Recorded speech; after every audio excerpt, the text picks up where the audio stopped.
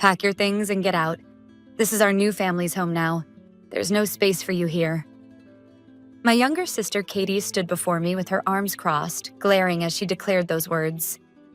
Behind her stood her husband, Tom, his parents, Mr. and Mrs. Hanson, and, as if they were her bodyguards, my own parents, who should have been the rightful owners of this house.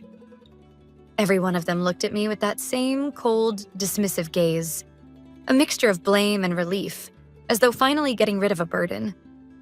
It had only been 6 months since Katie and Tom moved into this house, our family home, to save on rent after their wedding.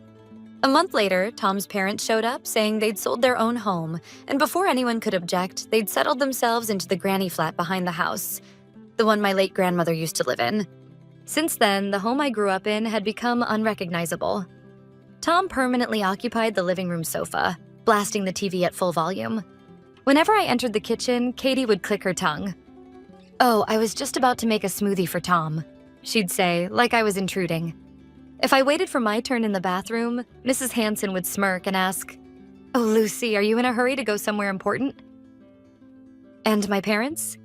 Instead of standing up for me, they had completely taken the side of this new family. Ever since we were kids, they'd spoiled Katie. Selfish, dramatic Katie, while expecting me to be the patient one. They never once scolded her, no matter how much I endured. My father now bonds with Mr. Hanson over golf, while my mother goes shopping with Mrs. Hanson and Katie, excluding me entirely. To them, the eldest daughter they once had seemed to have vanished. So when Katie threw down this final ultimatum today, my heart remained strangely calm. If anything, I thought, finally, it's time. I slowly looked around the room, meeting each of their faces. Not one of them was on my side. They were united in their desire to erase me from this house, and I etched that truth deeply into my mind. Fine, I'll start packing. My calm response clearly caught them off guard. Katie's eyes widened for a split second before a smug smile curved across her lips. Good, that's a smart decision, Lucy. Let's make it official. By next weekend, okay? My parents only looked down, saying nothing. They had no idea. None of them did. They didn't know the truth about this house, or what I had been quietly preparing for years behind their backs. This wasn't just a move, it was the beginning of a long overdue reckoning. The next day, I began packing my belongings in silence. Katie and Tom suddenly walked into my room, laughing, a measuring tape in hand. Without even acknowledging my presence, they began measuring the walls. "This wall will be perfect for the king-size bed, right, Tom?" "Yeah, and over there, that'll be your dressing table, honey." They chatted happily about their future plans as if I had already ceased to exist. I said nothing. I just kept folding, sorting, packing. And then, the night before the move-out deadline Katie had given me, it was a Friday evening. As I sat in my room, I could hear cheerful music and bursts of laughter drifting up from downstairs. Curious, I peered down from the top of the stairs. They were having what could only be described as a farewell party, celebrating my eviction. Katie raised her champagne glass high. To our new family's beginning, and to my wise sister for stepping aside for our future. At those words, everyone burst into laughter. In that scene, there was no trace of me, the person who had devoted years of my life to this house. I turned away quietly and returned to my room. Taking out my phone, I typed a short message to a single contact. "Everything is ready. Please proceed tomorrow at 10 a.m. as planned." The reply came almost immediately. "Tomorrow will mark the beginning of your new life, Lucy." The next morning, Saturday, I walked into the living room. Everyone was lounging on the sofa, sipping their morning coffee. When they saw me, their chatter stopped, replaced by wary stares. "Good morning, Lucy. All packed already?" Katie asked in an exaggeratedly sweet voice. "Almost. But before I go, there's something I'd like to tell everyone." At that, I saw it. A flicker of unease crossing their faces. "Talk? About what? Now of all times. If you're here to ask for money, forget it. We're done taking care of you." Mrs. Hanson was the first to snap, her tone sharp and defensive. "It's not about money. It's about the future of this house." At that, Katie shot to her feet, visibly irritated. "The future? We are the future of this house, our new family. You have nothing to do with it anymore. Do you even know what day it is today?" Her outburst left my parents flustered and confused, glancing helplessly between us. "Is that really how you want to handle this?" I smiled faintly as I spoke, my voice unnervingly steady. Then Tom said, as if he were spitting the words out, "Lucy, this is pathetic. Just leave already, will you?" But I didn't waver, not even for a moment. On the contrary, the more emotional they become, the more I feel my heart turning icy and calm. Then, ding dong. The doorbell rang through the living room, sharp and commanding. Everyone turned toward the front door in confusion. Who could that be? Maybe a delivery. As they murmured among themselves, I walked toward the door, composed, deliberate. When I opened it, a middle-aged man stood there, impeccably dressed in a tailored suit. It was the man I had messaged the night before. My lawyer, Mr. Baker. He gave me a polite nod, then cast a cool, assessing glance into the living room. "Good morning, Miss Manning. I've arrived as scheduled." I invited him inside. Katie and the others stared, frowning in confusion. "Who's this guy?" Katie muttered. Mr. Baker stepped in front of the sofa, placed his leather briefcase on the table, and clicked open the clasps. Then, turning to everyone present, he introduced himself in a calm yet unmistakably authoritative voice that allowed no room for objection. "Good morning, everyone. My name is Baker, and I represent Miss Lucy Manning as her lawyer. I'm here today as her lawyer of record, to finalize matters regarding the property ownership." The words lawyer and property ownership froze the atmosphere in the living room instantly. My parents exchanged alarmed looks. Mr. and Mrs. Hanson frowned. Katie glanced between me and Mr. Baker, clearly struggling to grasp what was happening. "Ownership? What do you mean? This house belongs to Mom and Dad." Mr. Baker shook his head gently at Katie's trembling voice. "No, miss. That was true. Until 3 months ago." He drew a thick stack of documents from his briefcase and laid one sheet neatly on the table. 3 months ago, this property was foreclosed due to unpaid mortgage debts. It was seized by the bank and placed for public auction. And... He paused, meeting my eyes. I nodded slightly. The silent signal we had agreed upon. It was time to tell them the truth.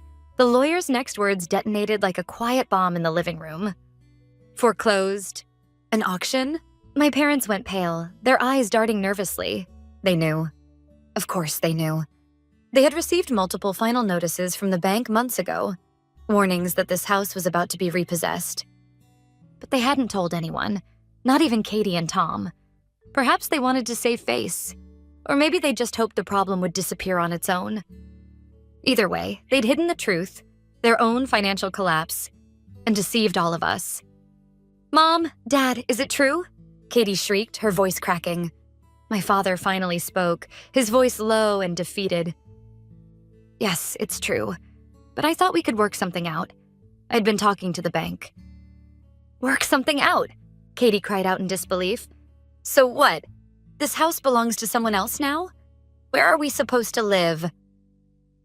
Her panic-stricken face would have been almost comical if it weren't so pathetic. Up until a few minutes ago, these people had schemed to drive me out and claim this house for themselves. Yet they were now trembling at the thought of losing their own place to live.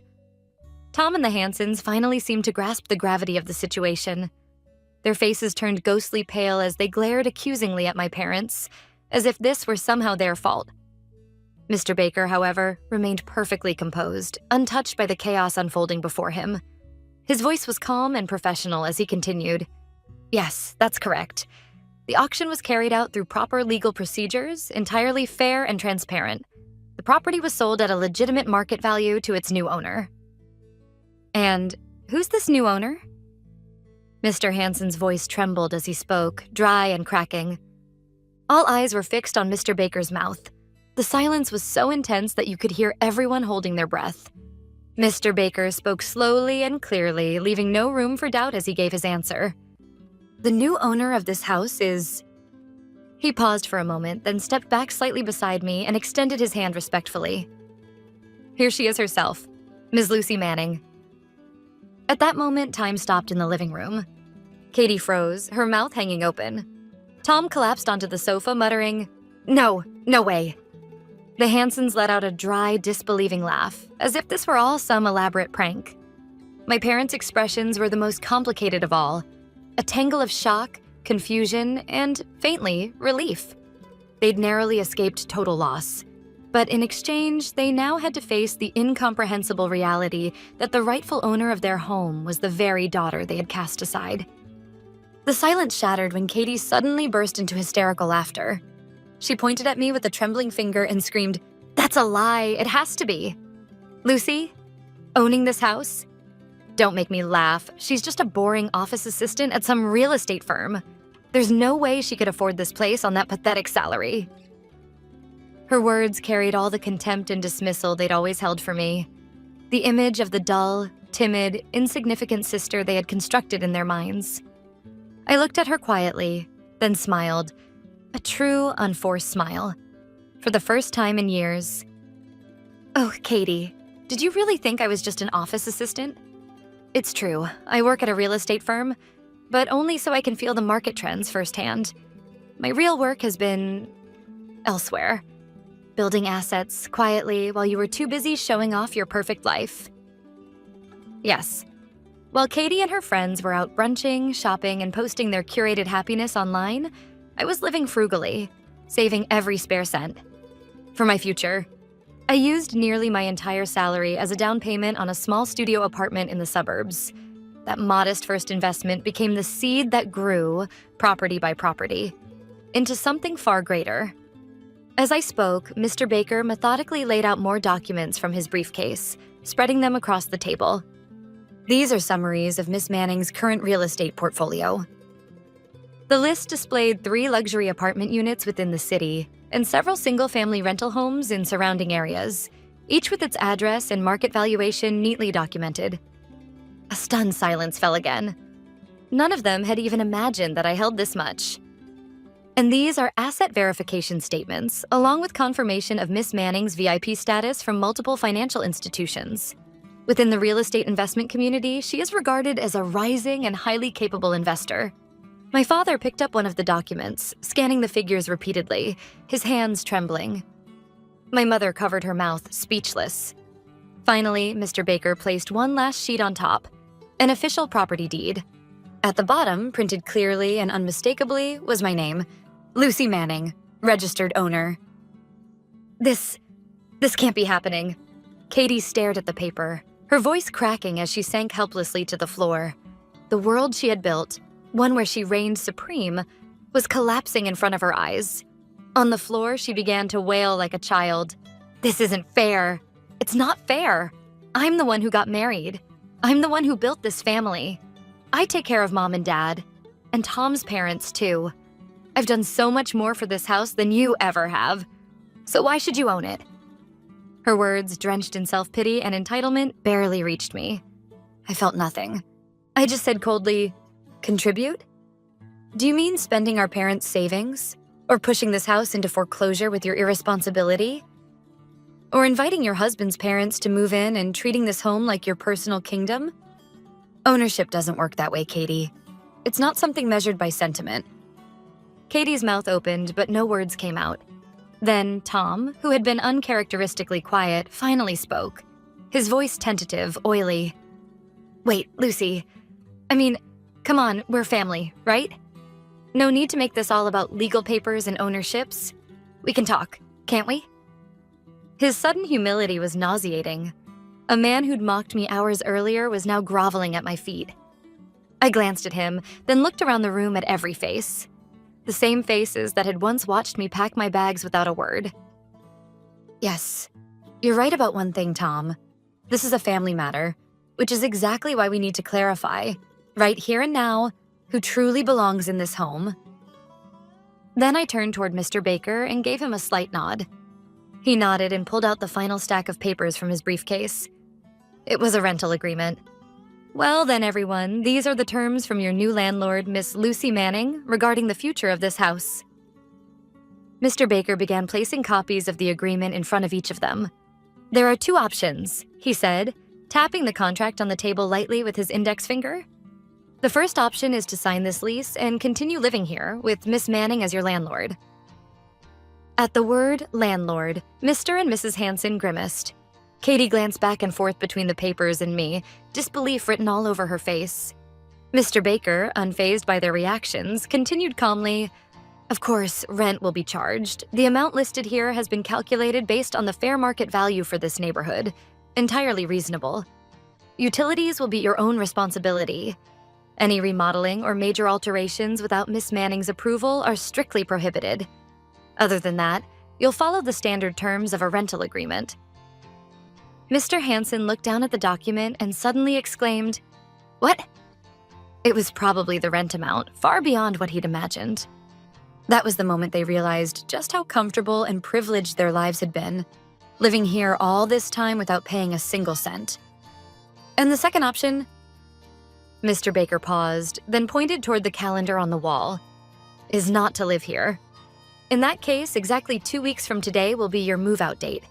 You'll need to gather all your belongings and vacate the premises by then. Naturally, no relocation or housing expenses will be covered."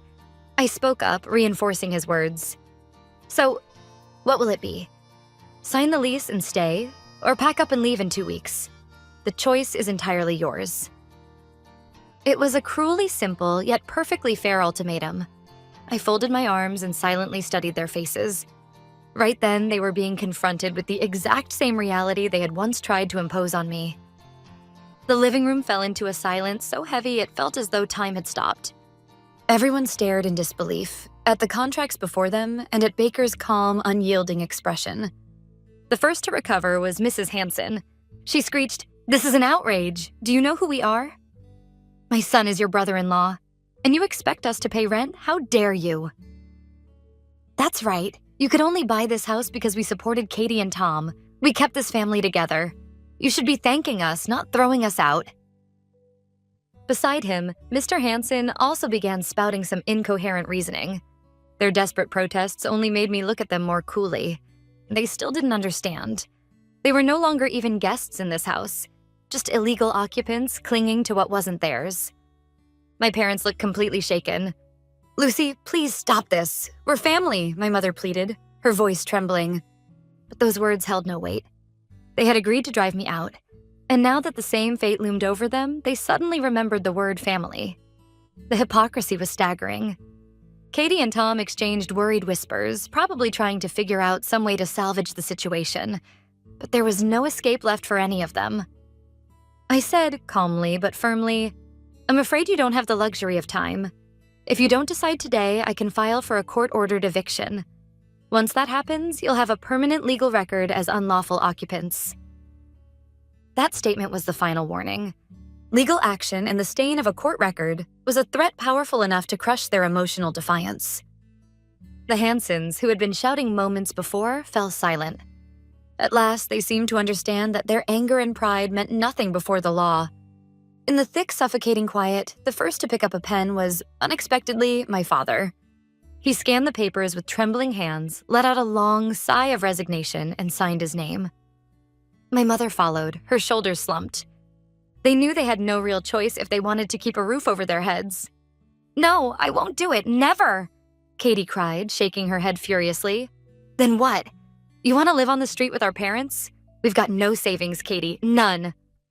When Tom spoke in a forceful tone, he twisted his face in frustration, and in the end, roughly signed the contract, tears streaming down his face. The last ones remaining were the Hansens. Mr. Hansen, his pride clearly wounded, sat glaring at the contract, his face flushed crimson. Beside him, Mrs. Hansen whispered anxiously, "Darling, if you don't sign, they'll really make us leave. We've already sold the other house. We have nowhere else to go." At that, Mr. Hansen slumped forward as if all the strength had drained from his body. With a heavy sigh, he picked up the pen and signed. And so, the 6 people who, just hours ago, had tried to drive me out of my home, acting as if they ruled it, all became my tenants. Mr. Baker gathered the signed copies of the lease, checked them carefully, and gave a satisfied nod. The agreement is now officially in effect. As of today, you will all be living in this house under the rules of your new landlord, Miss Lucy Manning. The first rent payment is due on the 1st of next month. Please be sure not to delay. I pointed to the stack of contracts they had just signed and added firmly, "You are all tenants now. Mom and Dad, as well as Katie and Tom, will continue living in the main house. Mr. and Mrs. Hanson will stay in the guest house as they do now. Each household will pay their own rent to me, separately and responsibly. Understood? That division was the first wedge driven to sever their toxic codependency. No one could hide behind anyone else anymore. Even after Baker left, the air in the living room remained heavy as lead. The new tenants sat in silence, slumped on the sofa like hollow shells, unable to process the reality they had just signed into. I gave them a brief glance and turned toward the stairs. There was no reason for me to linger here any longer. But then a faint voice called out from behind me. "Lucy." I turned to see my mother, her face tight with worry. "Are you going somewhere?" "Of course I won't be living here." At my firm reply, everyone looked up in surprise. "Then why did you even buy this house?" Katie demanded, her voice sharp with accusation. I slowly scanned the living room. This was the irreplaceable place where I had been born and raised, filled with countless memories. Yet at the same time, it was also the place that had deeply wounded my heart and tried to strip away my dignity. I bought this house because I wanted to protect it, that's all. Our family was never what you'd call close, but I couldn't stand the thought of this place, my home, ending up in the hands of strangers. That doesn't mean I want to live here with you. I reached into my bag and placed a single key on the table. It was the key to the new apartment I had viewed just yesterday. I'm moving into a condo, about 30 minutes from here by car. I'll manage this property remotely as your landlord. If anything comes up, contact the management company. Not me. Do not reach out to me directly. Those words were meant to draw a clear final line between us. We were no longer simply family, just a landlord and her tenants. Nothing more. My father spoke hesitantly. "Lucy, about the rent." He faltered, searching for words. "We simply can't afford to pay that much every month." I couldn't help but sigh in disbelief. Even then, they were still trying to appeal to my sympathy.